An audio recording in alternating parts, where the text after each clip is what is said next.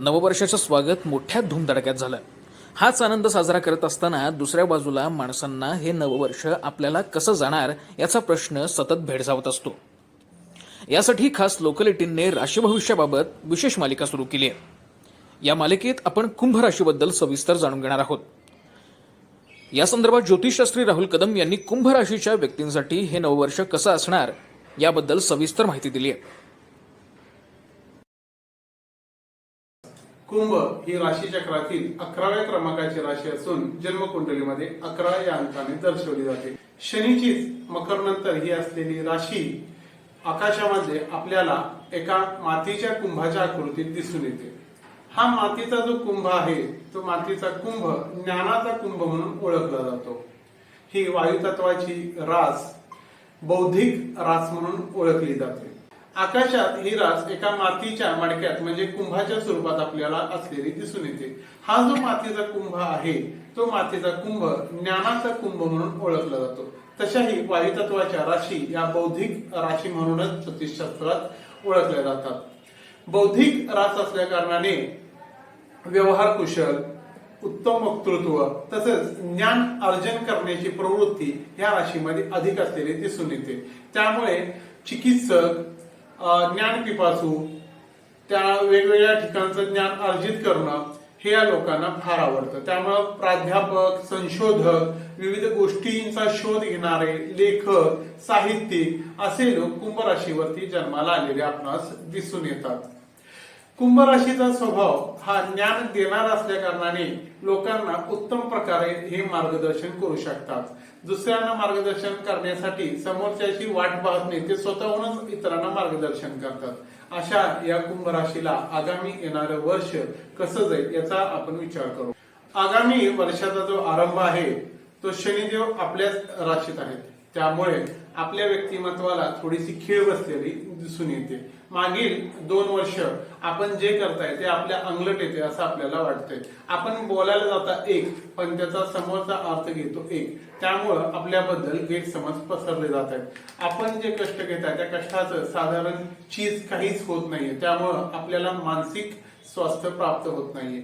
असा हा शनी 29 मार्चला आपल्या राशीतून मीन राशीत प्रवेश करतोय. म्हणजे आपल्या 7.5चा दुसरा टप्पा संपून तिसऱ्या टप्प्याचा आरंभ होतोय. त्यामुळं आपलं व्यक्तिमत्व हे 29 मार्च नंतर उजळून निघेल. आपल्या वैवाहिक सौख्यामध्ये देखील मार्च नंतर चांगलेच प्रेम संबंध जुळून येतील. धनस्थानात जो शनीचा प्रवास सुरू होतोय तो शनीचा प्रवास आपणास अचानक धनलाभ करून देणारा ठरेल. आपले शेअर्स मध्ये किंवा विम्यामध्ये जे काही पैसे अडकले असतील किंवा शेअर्स संबंधी जर काय आपण काही गोष्टी करत असाल तर अचानक छोटे छोटे शेअर्स तुम्हाला चांगले लाभ मिळवून देतील. असा हा शनी तुम्हाला 29 मार्च नंतर आर्थिकदृष्ट्या संपन्न करणारा, विविध प्रकारचे लाभ मिळवून देणारा ठरेल. मात्र आपले स्थावर संबंधी मात्र थोडेसे वादविवाद वाढतील. स्थावर मालमत्ता खरेदी करत असताना किंवा वाहन खरेदी करत असताना आपण काळजी घ्यावी. दुसरी गोष्ट आहे की आपलं दूरचे प्रवास.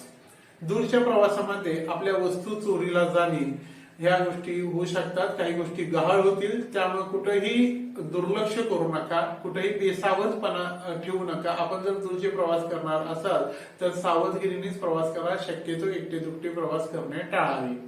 हे झालं शनी महाराजांबद्दल. त्यानंतर ग्रहांचा जो बदल होतोय तो होतोय गुरुदेवांचा.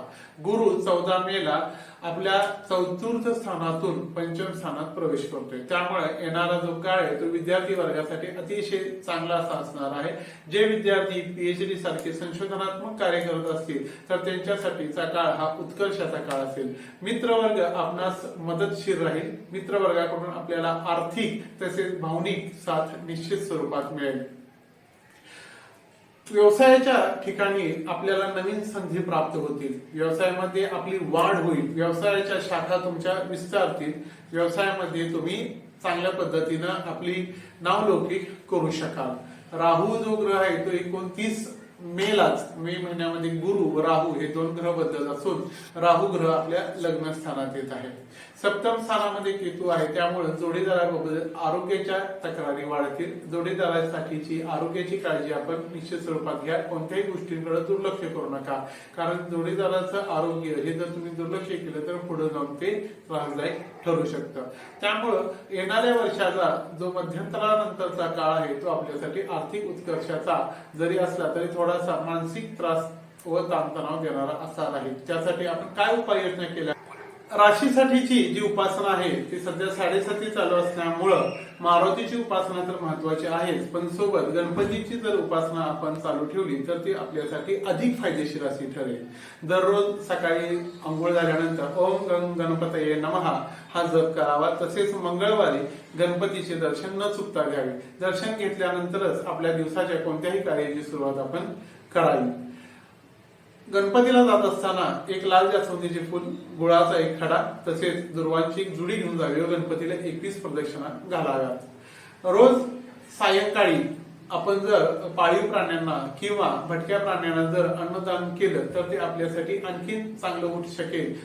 या गोष्टीमुळे आपल्या वैवाहिक जीवनामधील ताणतणाव दूर व्हायला मदत होईल.